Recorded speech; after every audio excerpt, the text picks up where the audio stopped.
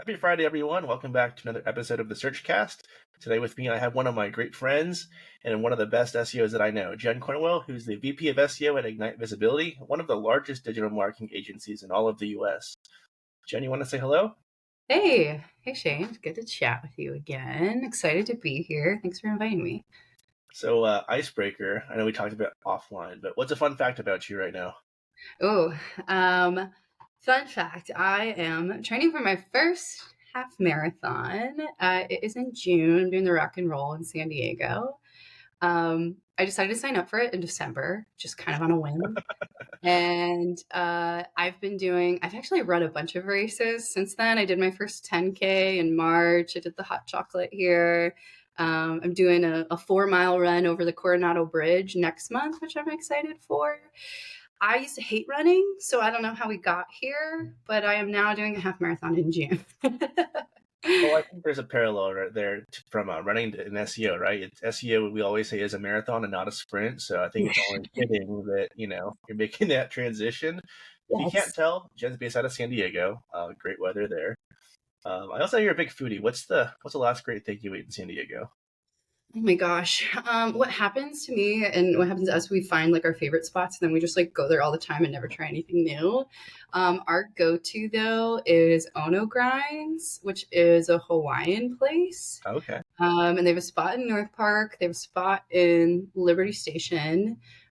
We think the North Park one is better, but yeah, it's all like Hawaiian plates and spam musubis, and they're closed on Monday, which is always when we want to order it.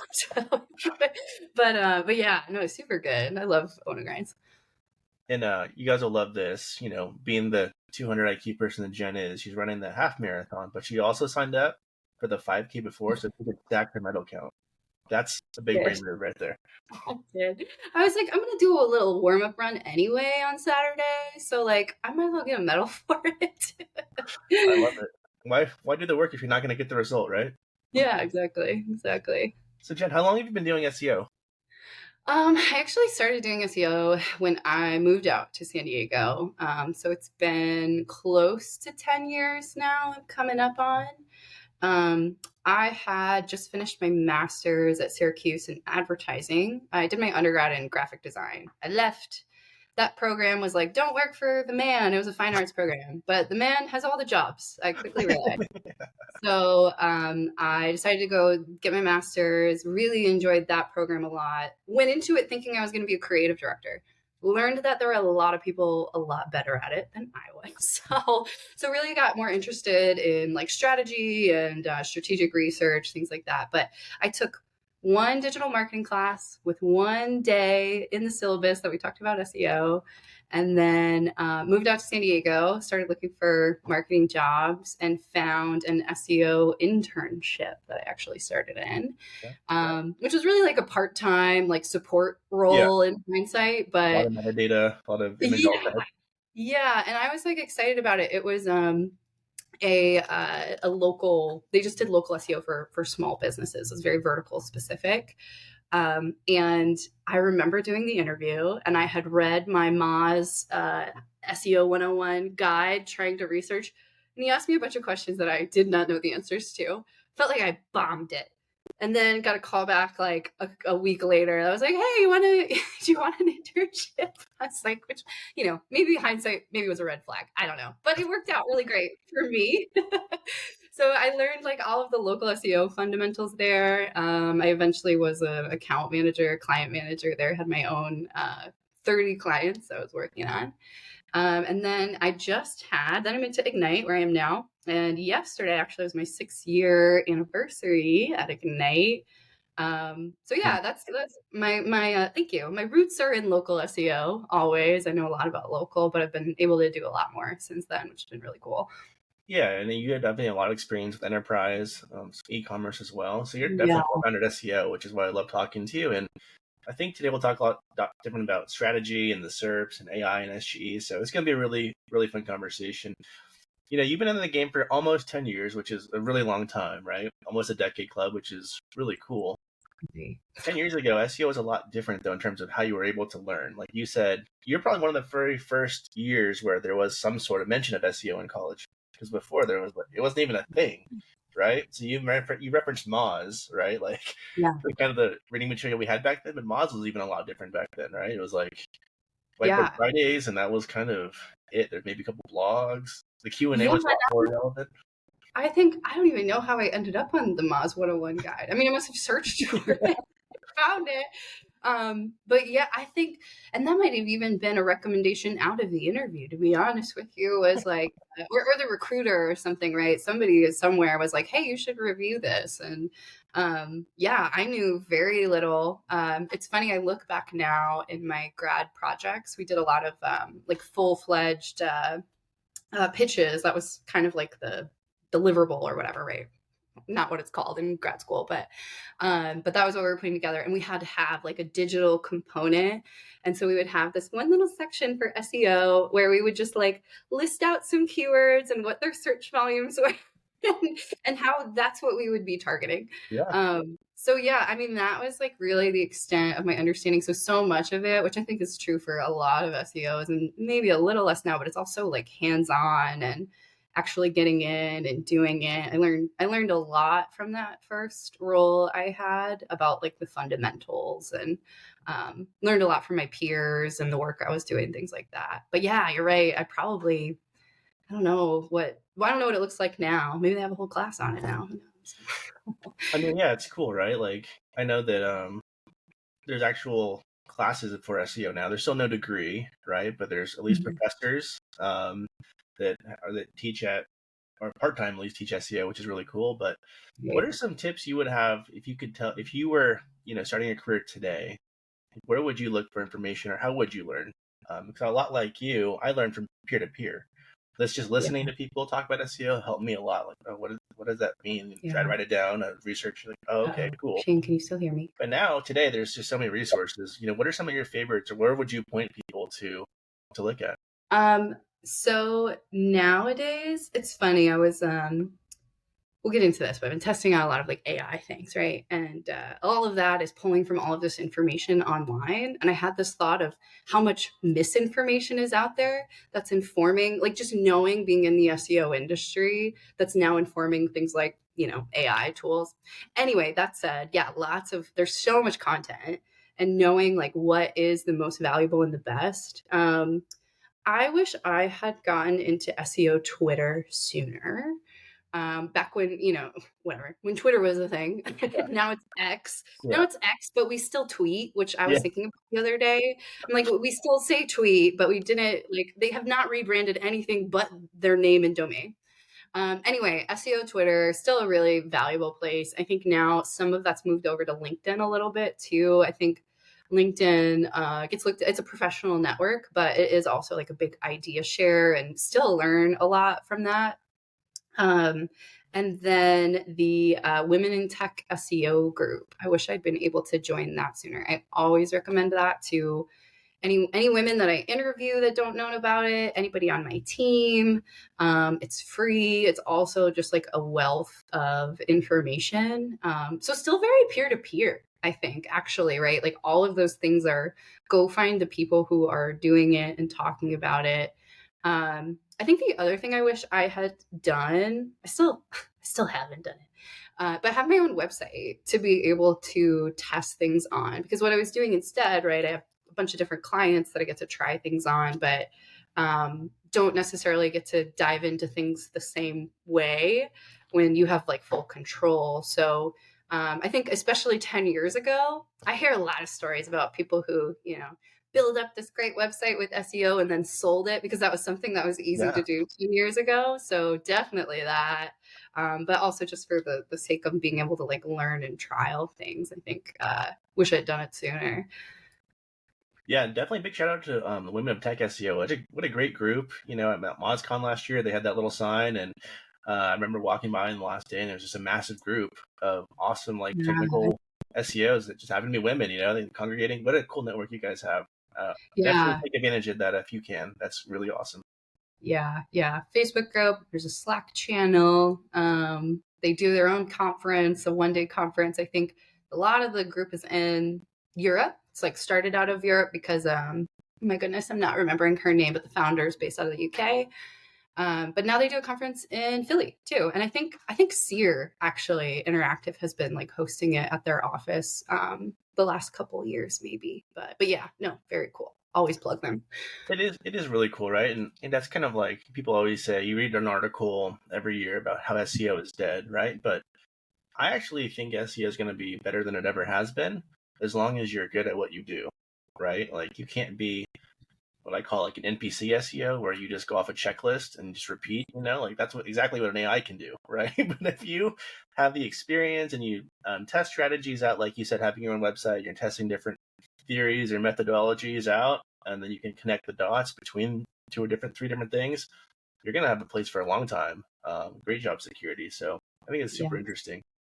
yeah. Speaking of the future of SEO, obviously AI and SGE is a hot button topic. I know something that you're very passionate about. What are some of your favorite ways to use AI or SGE um, websites? Yeah. We've been testing it out not for content creation. That's what I'm going Right. to start with. Yeah. That is, we are not writing content with it. You should not write content with AI. Maybe if it's going to write your Google business description or help you ideate a meta description. Like it's good for that stuff, but stop telling people you can write 500 blogs with AI and like, Exactly. yeah, jack up your site. But what we use it a lot for is blind spots because what's really interesting. So the way we learn about SEO and the way you get good at things is, oh yeah, one time I had this client who had this situation, and now every time I'm working on client type or doing task, I have that perspective.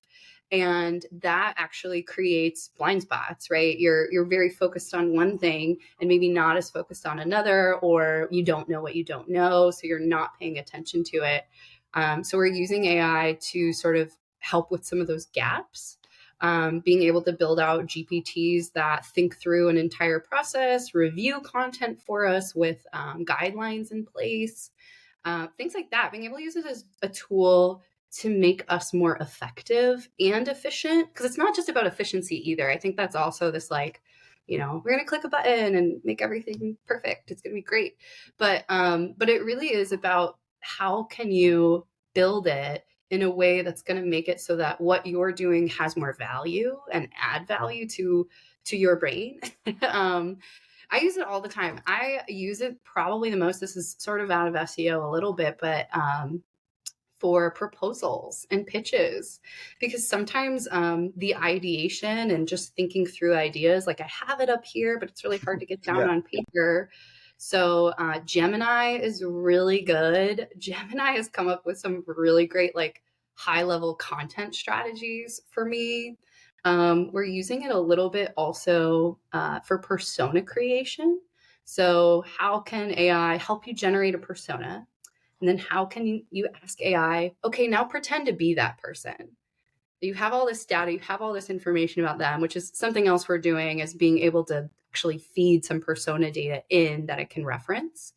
But now that you're that person, I'm going to ask you a bunch of questions as if you are my potential customer. And then I'm going to ask you to review my blogs. And I'm going to ask you to review my service pages, which you can never do, right? You can never do with a real person. And it is still AI. There's still nuance to it. But being able to do those things where you're sort of modeling what your audience looks like and using it to be more effective in that way, so it can help you as an SEO build more helpful content. We have a GPT that has like the quality rater guidelines loaded up in it, and so it can review content that way. Things like that, right? It's like, how can you add more value and quality to what you're doing?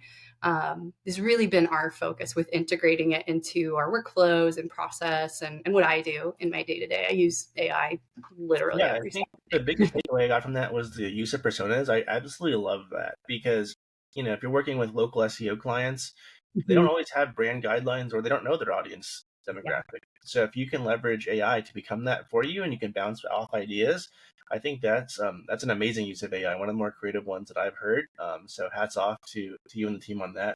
I think that's absolutely fantastic, and that's probably a really good way to build some eat into your content as well, right? Now, I think as SEOs we get so far so granular when we're researching our own content and keywords. and the content strategy, that it reads like it is SEO optimized content optimized for SEO, rather than maybe being as helpful just to the overall general population of whatever that demographic is that you're trying to write towards. Yeah, yeah. Well, and I think I just watched the webinar from, I can't remember his name, from ClearScope, and talks about ranch style SEO. It's kind of been circulating in the last Yep. couple of weeks. But he talks a lot about like perspectives and how Google is starting to show more perspective pieces. So being able to optimize for these niche things that are going to be really specific to the audience that you're targeting versus thinking so broad, right? Like the solution might be very broad, but the path to get there is actually more niche. And so yeah, using the persona data to identify some of those gaps, like what are the questions that persona A has versus persona B, even though the solution is ultimately the same. And then how are you making those user journeys on site? We've been talking a ton about user journeys with clients, because I think that's part of that helpful content update, and making sure you have good EAT built into your site as how are you catering to each individual, and the questions they're going to have that are specific to them. Yeah, I think at the end of the day, Google is big data, right? They have more access to data than any company in the world, really. So I think the best SEOs, and I know both you and Ignite do a really good job of it, but kind of follow the money trail, right? So as an SEO, you can't only focus on SEO, but you have to look at the features they're rolling out, right? So I know you are a SERP nerd, right? You are always studying them and finding out new things and posting about them, which is really cool. So definitely follow Jen on LinkedIn. She's definitely posting good stuff. But what I'm getting at is, like, if you look at YouTube, right? They started adding the chapter features a couple years ago, and then now they're Mhm. very, very prominent. Where if you do a long tail query for how to or DIY, you not only see a video thumbnail, but you see it's time stamped with a passage. It'll take you directly to that point in the video, right? It's all transcribed. So I remember, if you think back, like 8 years ago, video transcription was a big thing, but you had to manually do it off of YouTube. You'd have to download Mhm. the MP4, send it to a transcriber, and then you'd post the script like in HTML underneath the video. Now Google does it kind of automatically, which is thanks to AI, right? And Google just, they were talking about how AI has actually been heavily involved in Google since 2016. And it might not have been public knowledge, but that's part of the algorithm, right? So just kind of like unveiling the curtain. It's always been there, but now they're just kind of showing us little different aspects of it, which I think is pretty cool. I think a lot of companies have had to do that, which is kind of interesting, right? Like paid search, Google search auction, some of that's always been AI driven. And now all of a sudden it's like, well, what are we doing for AI? And it's like, actually, we've been using AI this whole time. We just like didn't tell you because we didn't think we had to. It just made your life easier. So we just built it in and you liked it. We were talking to, we started working with like a third party data partner, Resonate, and they do some AI in there, like whatever, right? They're talking to us about it when we're onboarding with them, and I was like, "Is this new, or is it like, did you guys build this because of this like AI, whatever, like big push from everybody in the industry?" And they basically said, no. They're like, we've always kind of done this, and now people want to hear about it. So we're talking about how we're using it. So yeah, I mean, I think agree. Google fully already has a lot of information. I think Google is more shifting toward user experience versus AI application, right? Like SG feels big. They obviously got in this race with ChatGPT when all of that happened, and this big tech sort of Yeah. shift. But I do think ultimately they've always just been using the things they already have to be better. So it's not so surprising to me. Yeah, I think it is interesting, that whole dynamic between ChatGPT just, really booming all of a sudden, and then Google kind of getting in a reactive spot. But then the Yes. SEO community, I would say half of the SEO community ended up using ChatGPT to try to outrank Google with Yeah. ChatGPT generated content, which is super funny, right? Because it's like a dog chasing its tail, right? It's like who's really the winner here? It's kind of everybody watching this chaos going by. So I think that's super interesting. But now in today's, in 2024, now we have ChatGPT, Gemini, Bard, other ones like Perplexity, which I know you're a pretty big fan of. what are some of the what Yeah. where do you think Google's going to end up taking this? Do you have any predictions? I don't know. I started using Perplexity probably like a month and a half ago, 2 months, started seeing some people talk about it, checked it out. And I remember looking at it and I was like, this is what Google wants to do. Like, this has got to be it. Because the difference between Gemini and ChatGPT is it's more of an assisted search journey. I put a query in, but then it gives me a follow up question, which ChatGPT I've had do maybe like one time recently. So maybe it's something they're testing to build in. But it was asking me for more specifics. And then it actually also gave me some options to click on. So I could either type in my own thing, you know, tell me about the best SEO agency. If that's my query, it would ask me, are you looking for local SEO? Are you looking for Hmm. e-commerce SEO? And then give me a little search box to be able to put in whatever else I wanted to know about. And then really refining the answer based on the question, trying to understand it better. Does a great job with sourcing, gives me images, gives me video content, like whatever is relevant to what I'm asking. So it's been really helpful in some situations. I find myself often hopping. I go into ChatGPT and I'm like, maybe not for you. And then I go to Gemini and I'm like, oh, okay, like it's better. And then hop into Perplexity and test it out, right? Or like just figuring out what is. Sometimes I'm taking stuff from Gemini and putting it into ChatGPT and using them together, which actually Perplexity uses multiple models. Right. So it uses multiple LLMs and then just picks, like you can select, but it just is, they're not talking to each other exactly yet. But yeah, being able to sort of leverage the strengths of all of them. Perplexity is interesting too, because I think it does a better job or gives you a little more insight. Kind of, I don't want to say you can optimize like generative engine optimization. Geo is like Hmm. something I've seen starting to come around. I don't know exactly what that looks like or how it works. I don't know that you can do that. But I think when you look at Perplexity and start to do some testing, you get a better idea of how it's interpreting things. And then you can take your SEO signals and start to layer them on top and see if there is any kind of correlation. Which I can't say. I mean, we've tested a little bit, but not enough to say, like, oh, yeah, because they're number one over here, they're showing up more often in Perplexity. It's much more complicated. Yeah, I think with ChatGPT, there's an outdated database for a very long time, and I think I heard rumors that ChatGPT 4 is updated to like Q1 of 2023 or something like that. I don't know if that's Mhm. 100% true, so someone can definitely fact check me. But the problem with ChatGPT is it is an outdated database, right? And you mentioned SEO Twitter or SEO X now, and I just saw an interesting tweet that was talking about the Google command of before 2023 colon, right? Because the SERP Yeah. changed so much post AI content, and I think that's just really interesting. But to your point, I think Perplexity is kind of where Google will end up in the future because they do have the site links or the links to the sites that they're referencing and the source data, which I think that's the number one thing I think both non-SEOs and SEOs will agree on, that they want to understand where the information is coming from so that we have a less risk of misinformation online. So it is very interesting. I don't know how they're going to monetize it. Perplexity and ChatGPT is a monthly Oh, subscription. yeah. Mhm. Google's always been kind of free source, so that I There think is was kind of a sticking point. there was an article recently that came out that said Google is thinking about doing a paid subscription model, and not a lot of details about it. I pay for Gemini now, but maybe something that they would bundle in. But agree, I also have seen lately so much shift in how paid shows up in organic. Just anyway, I sent a GIF like this week to the team about "Help Me, I'm Poor." It's that scene from Bridesmaids. I'm like, I think Google is maybe a little hard up for funds right now. So yeah, I think they're probably motivated to figure out the monetization pretty quickly. You can always count on when Google's stock prices start to slip, there's going to be a new paid feature somewhere in the search. And that's going to get pushed a little bit deeper than we want to see it, right? Yeah.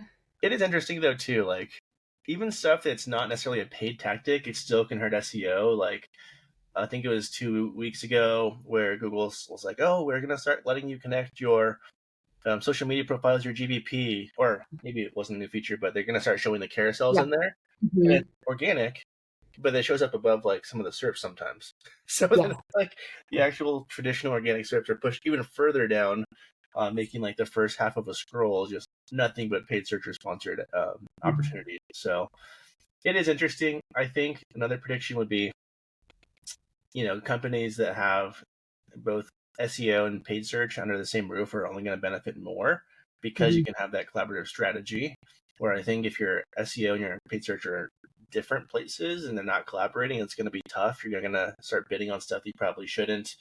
Um, and the combined metrics aren't going to be the metrics aren't going to be combined, so you're not going to get a great understanding of what your actual cost per acquisition and cost per lead is. It's going to be Yeah. segregated by channel, which might not tell the full story. Yeah. Um, I also think what you're competing with, right? Like, my favorite SERP to follow is e-commerce, and just how e-commerce SERPs have shifted so much. I was working on a kitchen appliance brand a while ago. They're like, why don't we rank? Why don't we get as much traffic to our juicers page? And they'd stayed in position, whatever, 2, 3 for juicers for a long, long time. And it was just because the SERP looks so different drastically than it did year over year. And even now, like in the last, I don't know, 3, 6 months, the faceted filters that show up for e-commerce searches now, Google is trying to give so much more information before they even get to your website, which in some ways is good. Lots of opportunity for visibility, but also the context of understanding year over year performance changes a lot. And then, yeah, on paid too. Absolutely. Right. Like a lot of those features are not paid. They are organic, but there's just so much more for potential customer to do besides even click on your ad. So yeah, it's really really wild how it's shifted. and now But I that mean, I think intrinsically all to be better for the person actually using it. Yeah, now that everybody has like TikTok brain or Vine brain with like 6 second, attention span. Like, oh, okay. Facebook cares. Okay, yeah, Yeah. So yeah, that Mhm. that part is tough for an Yeah. SEO, absolutely for sure. Um, so when it comes to SEO, right, and getting in your career, what were some of the things that you would give your younger self, Jen from 10 years ago, advice for that now about like what do you look for when you look for like a really great place to work? Mm. Beyond the ping pong tables and the free energy drinks, like what what are some of the green flags you look for, and then what are some of the red flags that you definitely would want to avoid? Yeah, well, I'll say my first job had a ping pong table. I got really good at ping pong. I have a paddle that I bought that I Oh, I own would because destroy you. I play so much ping pong. I'm pretty decent at ping pong, I'm not gonna lie. But anyway, no, I mean at that job, my first agency role, it was smaller. I was learning. It was still, I think with SEO, sometimes it's undervalued. So, depending on where you start, what their business model looks like will dictate your career there.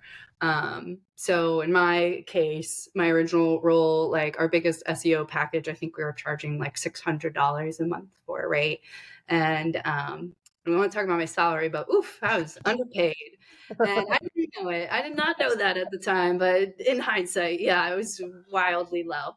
But yeah, so like seeing that and knowing that going into a position, I think I have a hard time. I'm on the fence, right? I'm a millennial. I'm a mid millennial, so I'm not in the like young people of like, oh yes, get your value. I am a little bit on the old people side of like, you need to get your experience, Yeah, right, to be able to move up. So sometimes those positions, if you look at them and understand them as stepping stone roles for you, you're in the position to do that. I think that is okay. I had a master's. I took an internship that was 30 hours a week. I was also working part-time at Old Navy. I didn't mention that, but I was working part-time at Old Navy like 10 years ago, just so I could pay my bills, but also so I could get this experience and learn because I saw it as an opportunity. So I think that's really important. And even though it was what it was, I don't regret it the way I got to where I am. And then other things, other red flags. I guess a big draw for me coming to Ignite was we were a small agency at the time. It was founded on SEO, which is a little different than a lot of other Sure. digital agencies. So I liked that. It was kind of like the main thing. But we didn't have investors. I had a lot of friends that went to much bigger agencies who had investment money, and they were going on like all these cool trips. And our COO is like grilling tri-tip for us in the park down the street, and like that was kind of the vibe. Like it was cool, but it made it where I could tell that the people who were building the business really cared about it. And so I mean, this year we ended up with some investment money for the first time, but I can't say that the atmosphere or sort of the culture has changed a lot as a result. So that was always really important to me too. It's just like, who am I working for, and how invested are they in this success? And John, Yeah. he's like lives and breathes and dies digital marketing, thinks about it when he wakes up and when he goes to sleep at night. So he loves it, and it shows, I think, in the work that we do and in the culture it creates too. So yeah, I think I've heard stories about other agencies. I won't name any names, but some big names in the SEO space who post things like, if you like my LinkedIn post, I'll come in and have lunch with you tomorrow, which is so weird. And with not, versus John Lincoln, who's like on the phone with me on the client call, no matter how much money they were paying, because he just actually cares about it. So yeah, I think that was big. I had a lot of friends leave from that first job to a lot of different places, and hearing about their experiences in comparison to mine, I was like, oh, maybe the grass isn't so green somewhere else. That sounds weird. Yeah, no, definitely shout out to Ignite Visibility and John Lincoln for sure. Great guy, amazing marketer, even better human being. Lucky to call John a friend for sure, just like I am with you, Jen. But to your point, the culture, when you hire people like yourself and you can develop them into like the VP role that you're in now, that speaks a lot about it too, right? So I know you have a crazy talented team, and Ignite just did a really good job of scaling their business. So whether there's PE money in there now or not, to your Right. point, the foundation was there, right? It's leadership investing in their people and showing they care. I think that is the ultimate green flag, right? So to your point, just to summarize, like understand like what your first job in SEO is going to be. It's going to be a stepping stone job, most likely. When you look at the data for people that start in the SEO world, 1 to 3 years is like the average lifespan of that an SEO stays at a company.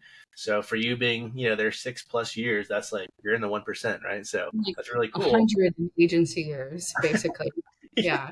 Well, if you look Dog at years. someone like me, mine, I am like the average person. I'm like every 2 years, it seems like I Mhm. find a different opportunity for a whole multitude of reasons, right? But yeah, Mhm. just have to understand like what are you trying to get out of this next position or this new position, and how can this agency benefit you? So my advice to anybody out there that's interviewing is, although you want this job, you're also a human being and you have your own goals, and you need to make sure that it is a true partnership, right?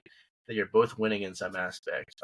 Obviously the financials part is great, but to your point, much like me, our first jobs, like it didn't pay that well, but we got a lot of experience from it. Once you get the experience, then you can, use that experience to get, to where you need to be on the financial level and career wise, title wise, etc. Totally. So really appreciate that. What you're 10 years in. At what point did you know like, hey, I'm actually pretty good at this. Like I can make a career out of this. That's a good question because it is memorable. I remember being in a conference room, like, I don't know, probably like 3 years ago. I think I was maybe a senior PM or strategist at the time. And a question came up, and I answered it and realized like other people didn't know the answer. I was like, oh, I was like, maybe I do know some stuff. I mean, I still deal with imposter syndrome, right? I think like definitely it's true for a lot of industries, but in the SEO space, I think also just with how much you're supposed to know or you think you're supposed to know runs rampant. So that, and then being able to come in and convince clients too, I was like, oh wow, you believe me, which was nice. But yeah, I think that's something I've had to figure out. I'm like, where is when I'm coming in to explain something, I'm like, well, why didn't you do XYZ? And they're like, oh, that's a great idea. And I'm like, oh, right. I have to remind myself that I've just been doing it longer than some of the people I'm talking to or have seen more different things. which, yeah, I guess, I don't know, it's hard. I deal with this like humility aspect of it too, of like not Absolutely. being braggy about it. But it's true. Sometimes I come in and I'm like, oh, right, I'm the expert. I forgot. Yeah, I don't know. I don't know if I have a finite time, but it's a work in progress, I'd say, still, probably. I love the humble answer, for sure. I can relate to that. Yeah, I don't know if I have one either. I do remember I went to a conference like I don't know, probably like 8, 9 years ago, and they hyped up this one SEO guy. I don't even remember his name. Even if I did, I wouldn't like throw him under the bus. But they're like, this guy is like a technical SEO wizard, and you guys are all going to learn so much. And he gave like this 30-minute presentation, and I didn't learn a single thing that was new. And I was like, Yeah, interesting, like okay. But then everyone else at the conference was like, oh my god, I've never heard like most of that stuff before. That was crazy. I couldn't write fast enough, and I was like, yes, really? It's like yeah, okay. So I just yeah, had that in the back of my head. It was kind of like a good self-esteem booster. Like, okay, maybe I got this. Like I am pretty solid at this. Still a lot to yeah. learn, but yeah, that's kind of like not a I specific think moment, but it is a good feeling. nothing is more revealing than taking over someone else's work. Like when somebody leaves or whatever, you're taking over a client from someone else. And I've definitely had situations where I'm like, oh, well, this person's so great. So God, I'm a little nervous about being able to keep up with what they're doing. And then I look at, like a report and I'm like, this is awful. How do they build it this way, and why do they talk about this stuff? And so, yeah, I think that is also a good reminder too, right? That like other people have this perception of themselves they display, and it's not always true the other way too. Well, and beyond that too, I think it's really cool when you're good at what you do when you're comfortable in your own skin. Like, hey, Yes. this person that I'm taking over for, or their agency or whatever it might be, they have a really great reputation and they're really well respected in the industry. But I'm gonna stick to what got me here, and Mm-hmm. whatever that style is, like if you stick to it and then that gets accepted, you're like it's just validating, right? Like, okay, again, I'm pretty good at this job. Oh, I think I lost you for a second there, but I think we're okay. Cool. I know we're kind of wrapping this up, but hot takes for 2024. I'll start it off. Reddit. Is it worth investing some SEO resources into making a brand that you're working with more popular on Reddit?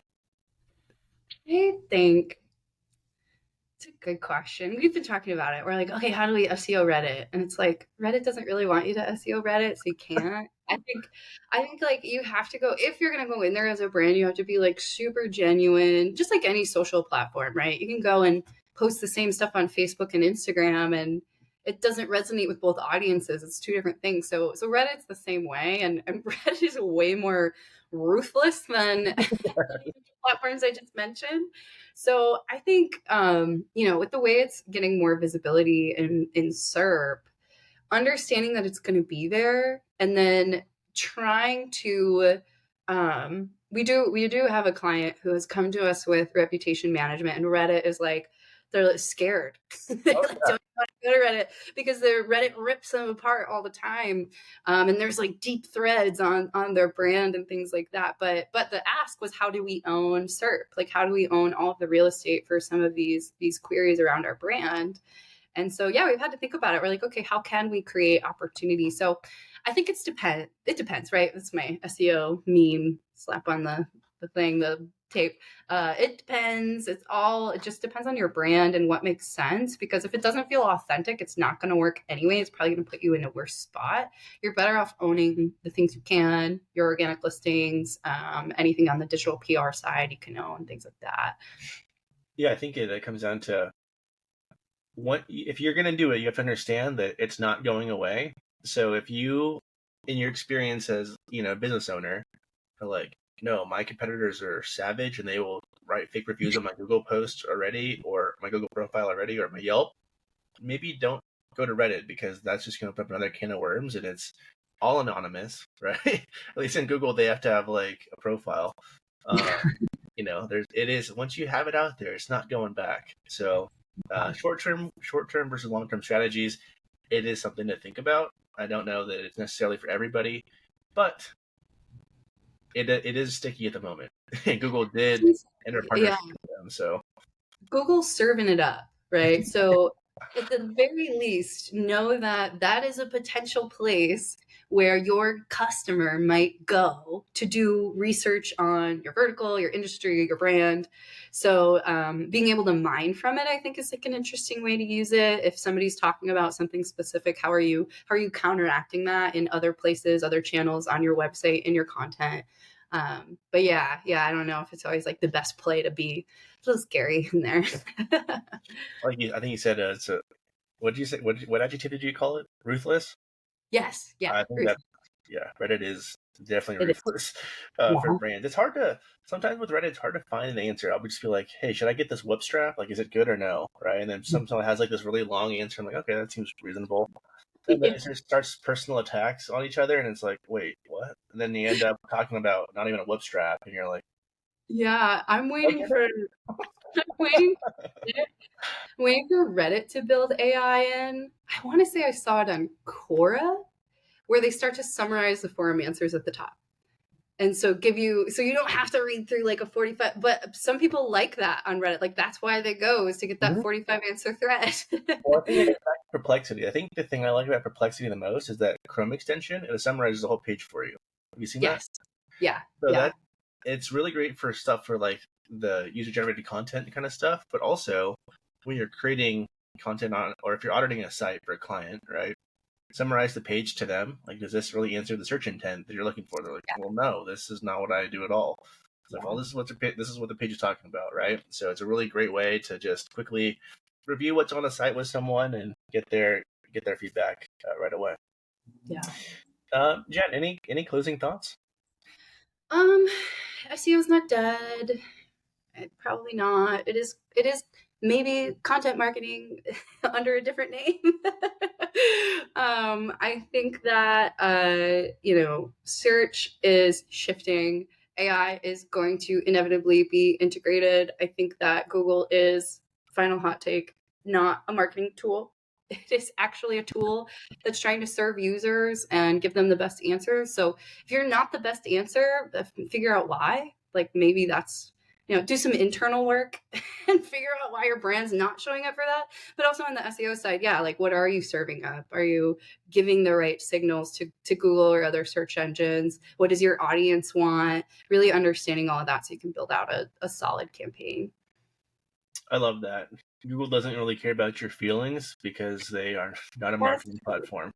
It does not. Don't take it so personally either. Yikes. Sometimes people are just real hot on, you see the threads underneath the like Danny Sullivan and some of these other like Googlers that are really angry. They're like, this page is so good. And it's like, but is it good to your audience or is it good to you? Yeah. Because those are two different things. And yeah, I think being able to have the capacity or the understanding to be self-aware of like what you're doing versus what you maybe should be doing. Yeah, I saw one of those broad core update, X threads, and it was like my site used to drive like thousands of pages a day. Now I'm down to 0, and it was like the query was like how to identify this type of dog, and it had no images. So it's like, well, Right. like what? Yeah. People like if you describe, oh, it's got hair, 4 legs, it's got a tail, like that's every dog. Yes. Yeah. Like show the Exactly. pictures. Yeah. Cool, Jen. Thanks for coming on. Appreciate it. Hope you have a great weekend, and talk to you soon. Oh, actually, one thing. Where can people reach out to you if they want to connect? I'm on LinkedIn as Jen Cornwell. I'm also on Twitter. I think I'm Jen Cornwell _ on Twitter. I got a bunch of SEO stuff in my bio. You'll find the right one. Is there another Jen Cornwell? There is a movie director named Jen Cornwell that directed a bunch of not good movies. Like I want to say she was on like Pacific Rim 2 or something like that. Like, Okay. I mean, good for her. Good for her. But Good yes, for yeah. She's the creative director. You're just jealous because she's the creative director that you thought you were going to be, right? Right, exactly. Yeah, we parallel universe ourselves in 2014.